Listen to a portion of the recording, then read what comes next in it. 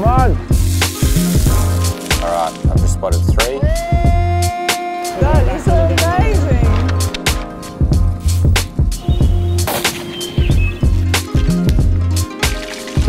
No, it's so delicious. G'day.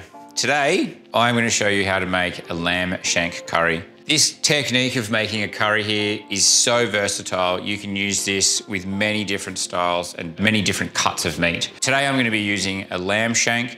I really enjoy doing this with wild goat meat or the venison neck meat.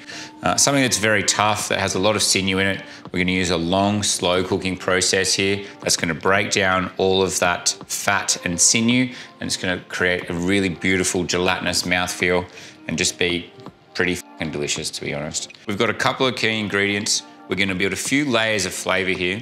So I've got a curry spice blend that I've created many moons ago, and I just seem to keep going back to that. I usually make that in bulk and then just set it aside. What I'm also going to be using here today is a lot of fresh ingredients and fresh curry leaves.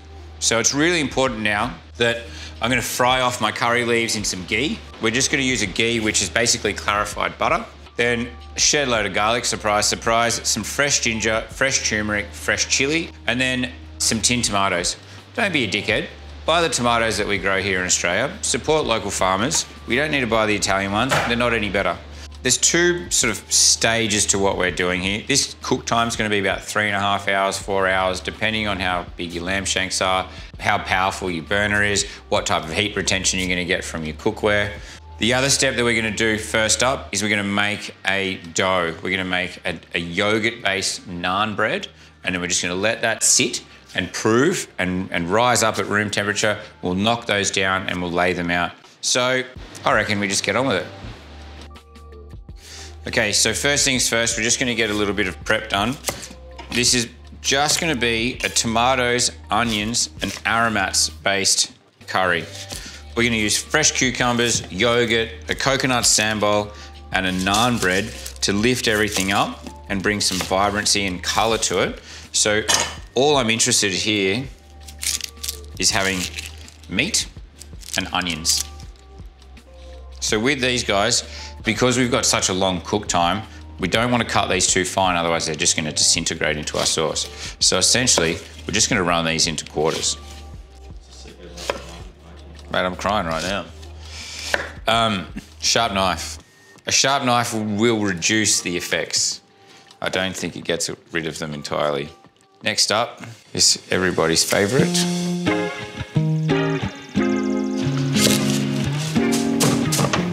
So I'm just going to throw in a couple of spoons of ghee. We want plenty of liquid to fry this off with. And we're just going to get these curry leaves in there. Whoosh! Be careful. So we're frying off our curry leaves to begin with. Be careful. And then just going to get a little bit of colour onto those, or just like so they're nicely fried off. And straight up, that's going to make our ghee super fragrant. But we want to try and avoid burning them. So get them out of there. Now, we've got a really beautifully fragrant ghee that's happening right now in a very, very hot pan. So we're going to quickly give these a season.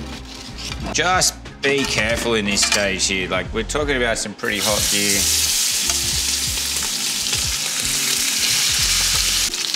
Our goal right now is to get a huge amount of colour and caramelization onto the skin side of this lamb. Don't worry if it gets a little bit dark, because when we put a bunch of liquid into there, it's going to render that back down, soften that up. All of that dark stuff will fall away from it, and you'll get some darker caramelized tones throughout your curry sauce. So while that's happening, I'm just going to get a little bit more of my prep done. I'm going to save the leafy parts of my coriander for later on, because that's what I'm going to throw through my sauce. We're going to add a bunch of yogurt to this, and then we're going to split that yogurt. So the stalks and the roots hold an enormous amount of flavour, and they need some time to be activated. With our turmeric, just finely slice that turmeric, because the idea with this is that we're going to finely slice that, and that's just going to disintegrate into our sauce a bit. And we're going to have the same attitude with our fresh ginger. And this is the secret to creating layers of flavour between dry spice and fresh aromat. All right, so that's all of our knife work done. It's time to move over to the stove. What we're gonna do there is we're gonna saute all of these ingredients off. We're gonna add our curry dry spice mixture. We're gonna add back in our fresh fried curry leaves, tin tomatoes, a bit of water, and then it's time to set and forget.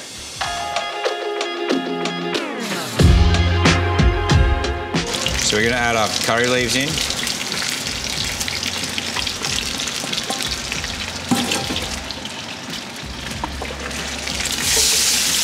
Our onions and garlic. I'm gonna give a couple of tablespoons of our curry spice. Oh my God, that smells amazing. And then we've got all of our fine knife work.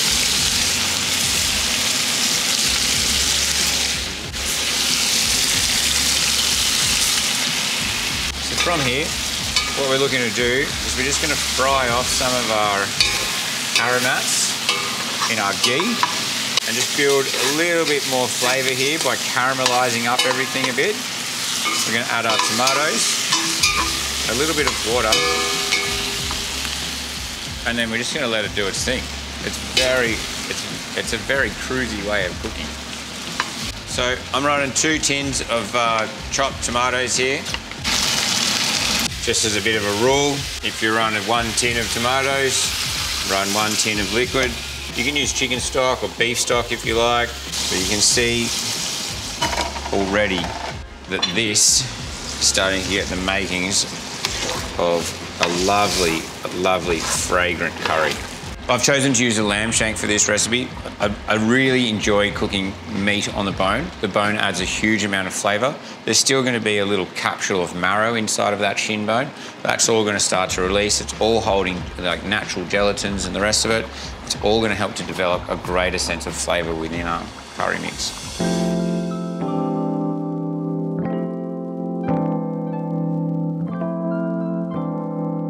Naan bread.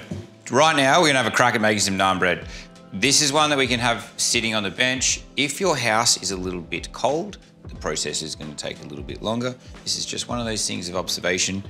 This is a yeasted naan bread, so we've got an excessive amount of yeast in here. The thing is gonna blow up, even if you're making this thing in Antarctica, it will work. So I'm gonna take a large bowl. I've got my flour, it's like 220 grams of flour. And then I'm just gonna use that bowl to add my yeast. In here, I have yeast and sugar. So the things that yeast need to survive is they need moisture.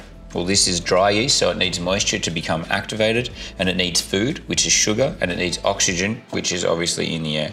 So we're just gonna add a little bit of our warm water, and just using the tips of your fingers, you can manipulate that yeast and you'll start to activate it. That's starting to get nice and smooth. So we're gonna add the rest of our liquid. We're gonna add our yoghurt, and alongside of our natural yoghurt, there's obviously a little bit of like the whey that comes off it. Now, this is a finger's job. You gotta get your hands in there. It's messy. If you don't like being messy, go and buy a naan bread from somewhere else. Now I'm just gonna make a little well in the middle here. We're just gonna start to manipulate the outer edges of our well. You can see every time I go around, I'm starting to bring in a little bit of flour. And this is how I make a nice thick mixture. I start to bring the flour into my little well. If I just run my hands through there like a bloody bull in a china shop, I'm not gonna get a very smooth result. So just enjoy it. Okay, we're starting to get to the pointy end of this. So I'm starting to change my technique a little bit. I'm starting to rub down. And what I'm doing by pressing down on the edge of the bowl is I'm pressing firm enough that I start to dissipate any of those big flour clumps. I'm also starting to work up a little bit of a gluten structure. See that? See how it's starting to get some stretch and elasticity to it? That's exactly what we're looking for here. As the gluten structure develops, it's gonna have more elasticity. But as we develop that gluten, you can see it's starting to come away from the sides, and we should make a beautiful, smooth dough. Okay, I'm happy. We've got our dough. We're gonna just cover that with a damp tea towel. We're gonna sit it somewhere warm. It'll start to rise, and after it rises one time, we'll almost double in size, we'll just knock that back, roll it through again. It'll get really nice and silky smooth. But we're off to a good start. This curry's been ticking away on the stove now for a couple of hours. It is fall off the bone tender. So what I'm gonna do is I'm gonna intentionally add another level of fat to it, and that's with a natural yogurt, and that's gonna bring another tartness to it. I'm gonna split that fat. So all I'm going to do, we've added this yogurt.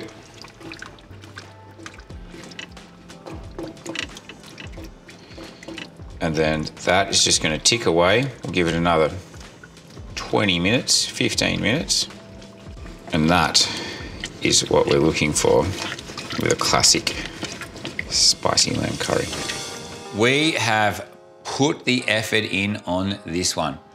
We've got a beautiful lamb shank curry that's ticked over on the stove there. We've split our yogurt out of it. It's developed a huge amount of flavor.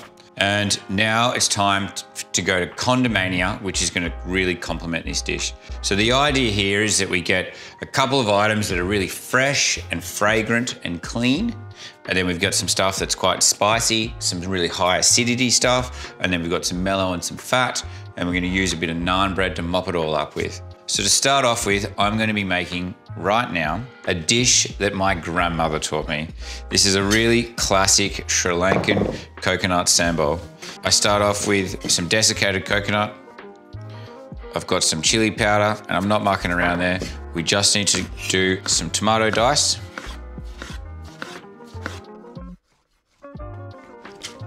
Whack all that in. And then we're going to use a whole brown onion dice. Nice fine dice. I'm gonna crack all of that in there. Big hit of salt. Give your lemons a good roll, because we want to try and get as much juice as we can.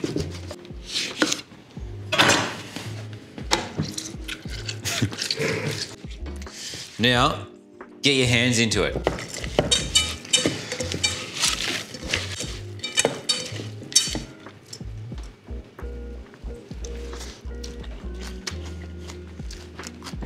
Good spice, good crunch, good sour, good sambol.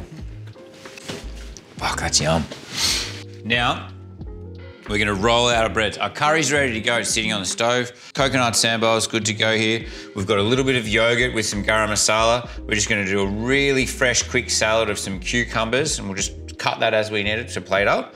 But first, we need to take that dough that we put on a while ago. We've got a nice little stone grill over there. If you don't have a stone grill, use the open grill section of your barbecue.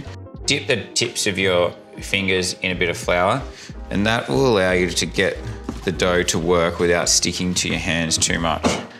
So this recipe that I've given you will give you 2 really big naan breads. It's time to roll those out. You can see how baby smooth that dough is. It's gorgeous. We're just gonna flour up our board. So our dough's beautiful and soft. You can almost run it using your fingers and just giving it a bit of a pull. But I'm just gonna give it a little touch along with a rolling pin.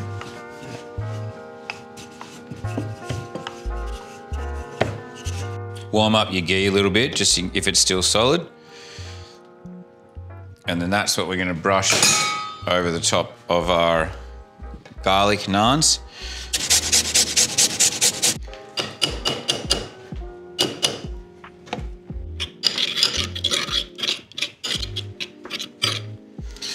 Right, so we're gonna take that ghee, garlic, and salt solution. We're gonna give that a good go. And then just lift that up carefully. And we're gonna go to the stove. I'm gonna lay that out. This fiery pot. That should bubble up. So our aim here is just to give it a really nice liberal coat of that garlic and ghee mixture. There's so much flavour that's attached to that. And this is exactly what we're looking for, these big bubbles that are starting to form. It's going to give us a really beautiful, light, aerated dough. Like, look at that, that's bloody magical.